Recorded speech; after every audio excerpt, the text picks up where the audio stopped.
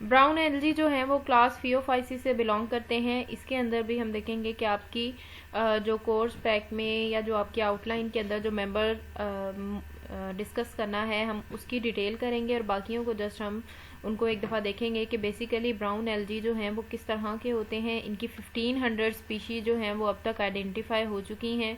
ये मोस्टली जो है वो मैरीन ऑर्गेनिजम्स होते हैं, ज़्यादातर ये वाटर के अंदर प्रेजेंट होते हैं। इसके अलावा इनको रॉक वीड्स भी कहा जाता है, और रॉक ये मोस्टली जितना भी रॉकी एरिया होता है जहाँ पे रॉक्स वगैरह प्रेजेंट होते हैं, जहाँ पे आसपास पानी प्रेजेंट होता है, तो ऑर्डर फ्यूकेल्स के मेंबर जो हैं ज़्यादातर उनको रॉकवीड्स जो है वो कहा जाता है। नेक्स्ट ब्राउन एल्गी के अंदर एक बहुत इंपॉर्टेंट मेंबर आता है जिनको केल्प्स कहा जाता है। ये ऑर्डर लेमिनारेल्स से बिलोंग करते हैं। केल्प्स के बारे में अक्सर शॉर्ट क्वेश्चन पूछा जाता है कि ये एल्गी के किस ग्रुप से बिलोंग करता है, तो आपको पता होना चाहिए कि केल्प्स जो है वो ब्राउन एल्गी की क्लास फियोफाइसी से बिलोंग करते हैं, और इनका जो ऑर्डर है वो लेमिनारेल्स है। तो ये शॉर्ट क्वेश्चन आपके लिए इम्पॉर्टेंट है। नेक्स्ट आ जाता है कि इनकी अक्रेंस जो है वो कहाँ तक होती है, तो ये लो से लो लेवल तक भी हो सकते हैं। ऊपर वाले अपर वाटर जो लेयर्स होती हैं वहाँ पर प्रेजेंट भी हो सकते हैं, और अगर इनकी डेप्थ की बात की जाए तो ये 20 to 30 मीटर्स तक की डेप्थ के अंदर प्रेजेंट हो सकते हैं, और कुछ तो इनके मेंबर्स जो हैं वो 60 मीटर्स की डेप्थ तक भी गैलापागोस आइलैंड के अंदर इतनी ज़्यादा डेप्थ के अंदर भी आइडेंटिफाई साइंटिस्ट ने किए हैं। नेक्स्ट अगर इनकी देखी जाए कि ये कितनी लेंथ तक जा सकते हैं, किस हद तक फैल सकते हैं, तो 5 to 10 किलोमीटर्स तक भी इनकी जो लेंथ होती है वो जा सकती है। नेक्स्ट इसकी एग्जाम्पल में उन्होंने बताया हुआ है कि एक ऑर्गेनिज्म जिसको सरगासम कहा जाता है, ये ऑर्डर फ्यूकेल से बिलोंग करता है। इनकी ग्रोथ जो है अगर देखी जाए तो ये बहुत ज़्यादा एक्सटेंसिव ग्रोथ जो है वो शो कर सकते हैं, और इवन इतनी ज़्यादा ग्रोथ ये कर सकते हैं कि आसपास की जितनी भी कम्युनिटीज़ होती हैं उनके लिए ये प्रॉब्लमेटिक प्रूफ हो सकते हैं। नेक्स्ट बताया गया है कि ब्राउन एल्गी जो है उनकी वो बेसिकली थैलस की फॉर्म में प्रेजेंट होते हैं। थैलस के बारे में आपने पढ़ा था कि the body that don't have true root stem leaves and don't possess xylem and phloem is known as thallus. Xylem for the conduction of water and phloem for the conduction of food. तो जिस body की properly root stem leaves नहीं होती उसको thallus कहा जाता है, और जिस तरह से आप एल्गी अगर कभी आपने देखा हो तो उसकी प्रॉपरली आपको रूट स्टेम लीव्स जिस तरह से हमें एक नॉर्मली पौधे की नज़र आती हैं इस तरह से नज़र नहीं आती। तो इस वजह से ऐसी बॉडी जिसके अंदर प्रॉपर सारे के सारे डिफ्रेंशिएट ऑर्गन्स ना हुए हुए हों उसको थैलस कहा जाता है। ब्राउन एल्गी जो होते हैं इनकी साइज रेंज बहुत ज़्यादा है। ये माइक्रोस्कोपिक भी हो सकते हैं, बहुत ज़्यादा स्मॉल भी हो सकते हैं, और बहुत ज़्यादा लार्जर साइज के भी हो सकते हैं, जैसे सी वीड्स वगैरह, केल्प्स वगैरह। इवन उनकी जो लेंथ है वो 60 मीटर्स तक वो लॉन्ग हो सकते हैं, और उनका वेट जो है वो 300 किलोग्राम से भी ज़्यादा हो सकता है। तो इनके अंदर साइज़ की रेंज जो है वो बहुत ज़्यादा है, from the microscopic level to 60 meters long, और इससे भी ज़्यादा कुछ केसेस में हो सकती है। तो इसकी बेसिक बॉडी फॉर्म को हम कहेंगे कि इसकी बेसिक बॉडी फॉर्म है थैलस। यहाँ पर ये फर्स्ट वाली ए वाली डायग्राम के अंदर बुल केल्प दिखाए गए हैं जिनका जो साइंटिफिक नेम है वो डरविलिया अंटार्कटिका है, और ये प्रेजेंट है साउथ आइलैंड न्यूजीलैंड के अंदर। तो यहाँ पर दिखाया गया है कि किस तरह की इनकी फॉर्मेशन जो है वो नज़र आती है। नेक्स्ट बी वाली डायग्राम के अंदर एक केल्प लेमिनेरिया दिखाया गया है जिसके होल्ड फास्ट दिखाए गए हैं। होल्ड फास्ट वो चीज़ है जिसके ज़रिए से ये ज़मीन में जकड़ा हुआ है। जिस तरह से प्रेजेंट होती हैं प्लांट्स के अंदर, नॉर्मली प्लांट्स के अंदर रूट्स होती हैं, तो ये होल्ड फास्ट के ज़रिए से ज़मीन के अंदर जकड़े हुए हैं। तो इसके होल्ड फास्ट दिखाए गए हैं, स्टाइप्स दिखाए गए हैं, और इसके बेसिकल जो हैं जो फ्रॉन्ट्स वगैरह हैं वो दिखाए गए हैं कि किस तरह की इसकी बॉडी फॉर्मेशन है।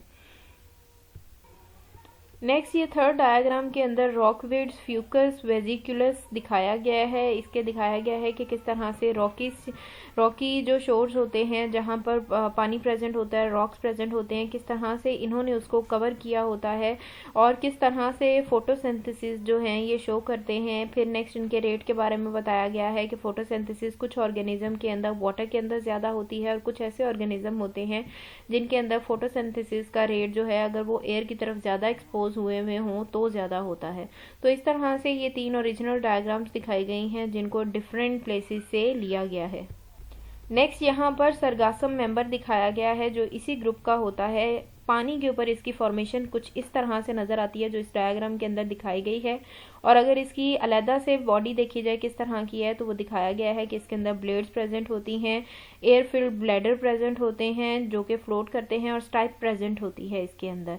तो सरगासम जो है ये ब्राउन एल्गी का मेंबर है और इसकी कम्प्लेक्स ऑर्गेनाइजेशन होती है। ये ऑर्डर फ्यूकेल से बिलोंग करता है और इसका लाइफ साइकिल जो होता है वो फ्यूकस की तरह होता है। और इसकी कुछ स्पीशीज़ जो हैं वो सरगासो सी है, उसके अंदर इसकी 2 तरह की स्पीशीज़ जो हैं वो नज़र आती हैं। तो ये डायग्राम सी की दिखाई गई है, सरगासो सी की, के जिसके अंदर दिखाया गया है कि सरगासम की ग्रोथ किस तरीके से पानी के ऊपर नज़र आती है।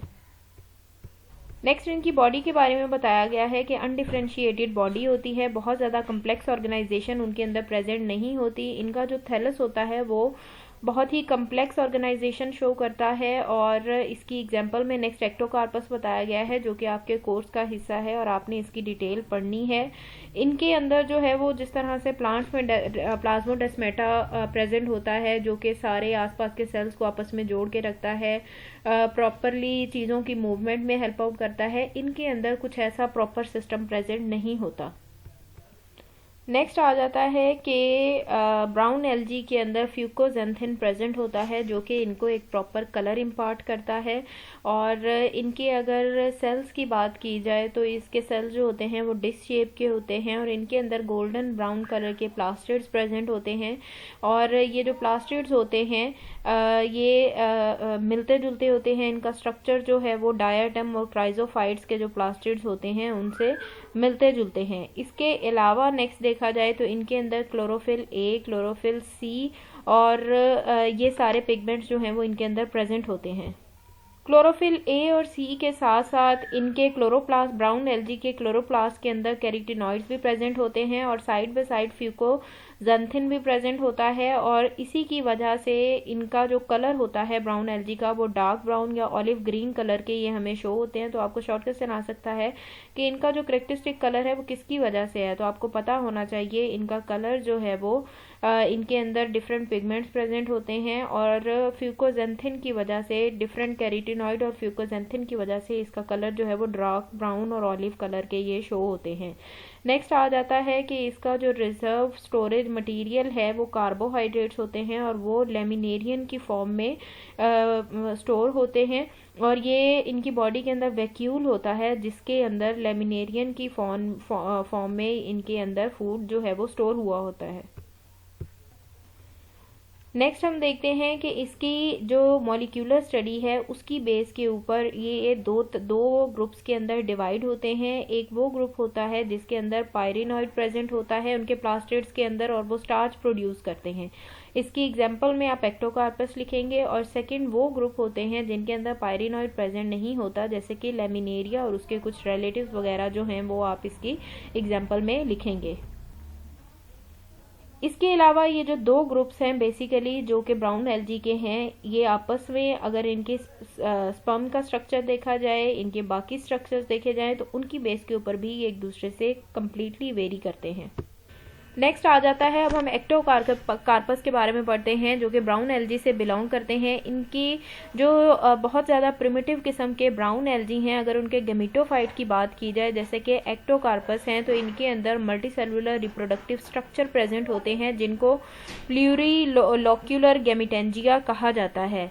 ये एज अ मेल भी फंक्शनिंग शो कर सकते हैं, एज अ फीमेल भी फंक्शनिंग शो कर सकते हैं। और ये गेमिटेंजिया जो होते हैं जो एज अ मेल और फीमेल जो हैं वो शो करते हैं फंक्शनिंग, ये फ्लैजिलेटेड हैप्लॉइड स्पोर्स को प्रोड्यूस कर सकते हैं। हैप्लॉइड स्पोर्स वो होते हैं जो 1n के होते हैं। तो इससे फिर फर्दर न्यू गेमिटोफाइट जो है उसकी फॉर्मेशन होती है बॉडी के अंदर। और इनके अंदर जो स्पोरोफाइट होता है वो डिप्लॉइड होता है और जो डिप्लॉइड स्पोरोफाइट होता है वो प्लूरीलोक्यूलर या फिर यूनिलोक्यूलर स्पोरेंजिया की फॉर्मेशन भी करते हैं।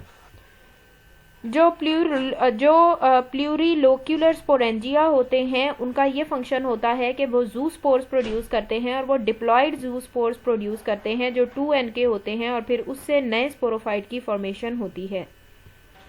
और जो यूनिलोक्यूलर स्पोरेंजिया होते हैं उनके अंदर हैप्लॉइड ज़ूस्पोर्स प्रोड्यूस होते हैं जो कि गैमेटोफाइट की फॉर्मेशन करते हैं और ये मियोसिस के थ्रू होते हैं। पहले आपने देखा कि जो प्लूरिलोक्यूलर स्पोरेंजिया है वो डिप्लॉइड ज़ूस्पोर्स की फॉर्मेशन करता है, जबकि जो नेक्स्ट है यूनिलोक्यूलर वो हैप्लॉइड ज़ूस्पोर्स की फॉर्मेशन करता है।